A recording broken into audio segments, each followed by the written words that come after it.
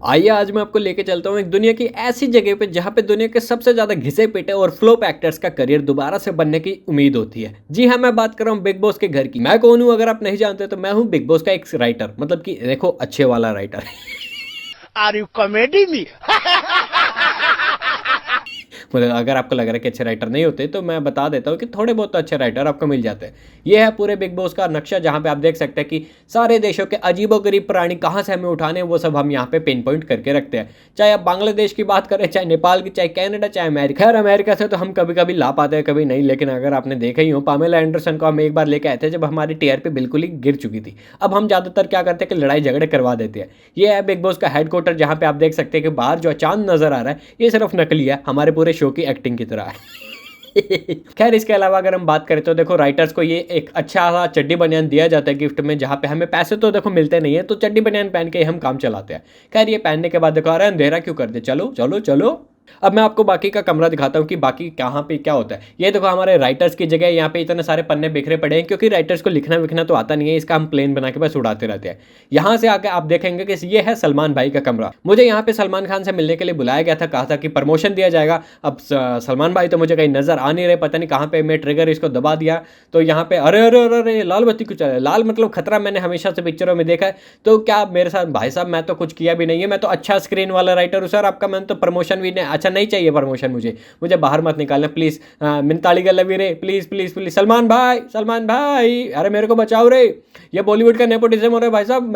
मैं राइटर हूँ, मैं लिख लिख के बताऊंगा जनता को कि मेरे साथ कितना बड़ा अन्याय हुआ है। ये देखो मुझे बाहर उठा के फेंक दिया इन्होंने, जस्ट बिकॉज कि मैं क्रिएटिव हो रहा था थोड़ा सा। तो आज है स्टोरी हमारे बिग बॉस की बात की। अब मैं वापस से, मेरे को अब ढूंढना पड़ेगा कि बिग बॉस के रास्ते तक, अगर तो आप बॉलीवुड के सितारे हैं और आपका करियर बिल्कुल ही फ्लॉप हो चुका है तो आपको क्या करना पड़ेगा बिग बॉस के घर तक जाने के लिए। मैं आपको स्टेप बाय स्टेप लेके चलूंगा। पहले 4-5 सीढ़ी उतरनी पड़ेगी आपको।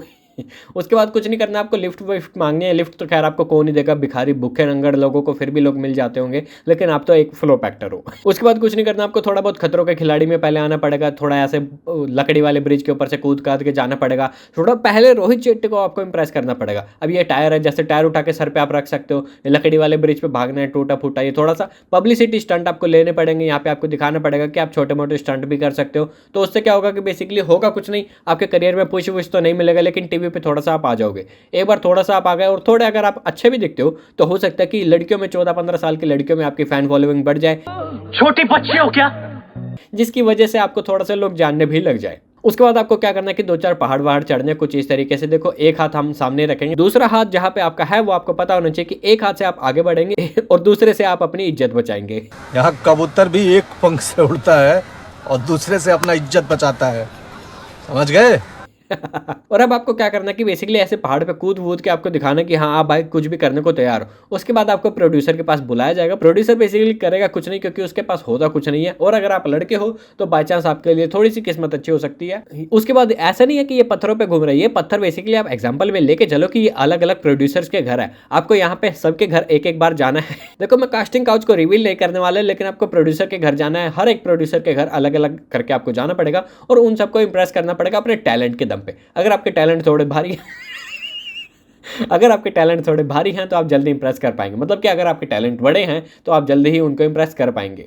अरे बाप रे, ये तो धोती खोल रहा है। खैर मैं तो राइटर होता तो मेरे को कौन, मैं किससे ही इंप्रेस कर पाता, तो इसलिए मुझे इन्होंने सालों ने धक्का देकर वापस से निकाल दिया। अब मुझे दोबारा से शुरुआत करनी पड़ेगी। स्ट्रगल जो है राइटर्स का कभी खत्म नहीं होता, और बिग बॉस वाले राइटर्स का तो वैसे ही खत्म नहीं होता, क्योंकि ये शो एक शुरू होते दूसरा सीजन ये अनाउंस कर देते हैं। पता नहीं सलमान खान इतना वेला कैसे है।